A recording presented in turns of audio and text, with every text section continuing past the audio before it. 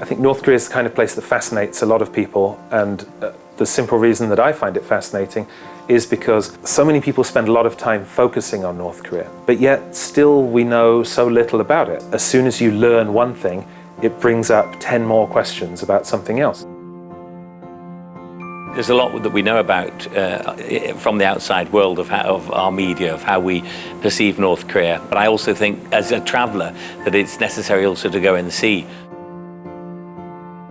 The reason what our company specialises in is not just tourism, but also responsible tourism. So as well as taking you there, you're either being part of or supporting various other projects that we do, from sport and cultural exchanges to humanitarian projects. We set up a company in 1993. I'm a landscape architect by training. I came to China and had a fascination in North Korea. At that time, they'd only opened to tourism in 1987, so very few people had visited. And to keep on visiting the country, you needed a visa. And that's actually how we set up a travel company. It was unintentional. And now we're taking just under 2,000 people a year. I joined the company in April 2002 when I knew of Nick through an amateur football league in Beijing, and I arranged to go on a trip with him because I was interested in what he did and the company did. We started working together from there. So since that first trip in April of 2002, I've visited the country over 150 times, some 10, 15 times a year, and for a variety of reasons, mostly for tour leading, taking in the groups that we arrange, but also for work trips, to arrange sports trips with school groups, for a range of things, really. I think that's the most rewarding part of the job, actually.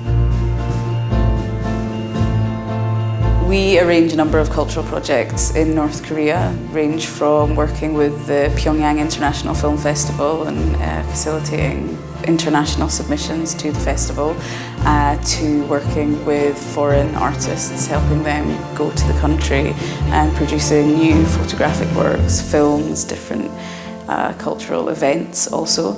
And then there's the personal projects that we run ourselves in the office. We have a history of working with North Koreans and bringing their work out of the country to share with an international audience. So the engagement process goes both ways, both foreigners coming into the country, producing work, and also helping North Korean artists' work reach a wider audience. With Koryo Tours is that we're a company that don't just practice tourism there. I mean, that wouldn't be enough for any of us. There's very few of our staff, in fact there's no one who's trained in tourism. Our interest is in North Korea primarily, and we've learned tourism because that's what we do, and through that we do cultural projects and various other sort of things. It's, to follow engagement, if you like.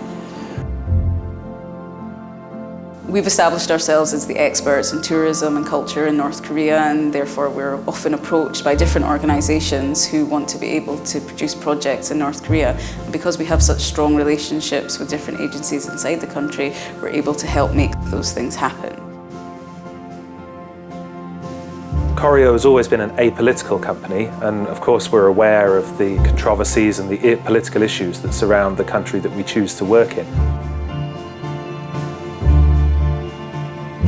People are genuinely concerned about supporting the North Korean system, but that's not what tourism does, that's not what we do. The government is not in power because of tourism, the government is not supported by tourism. What tourism brings to the country is the opportunity for a small and increasing amount of interaction between ordinary people there and ordinary tourists visiting, which would not exist if people didn't go there. So it's a way not only for visitors to learn a bit about North Korea, but for North Koreans too to learn a little bit about foreigners.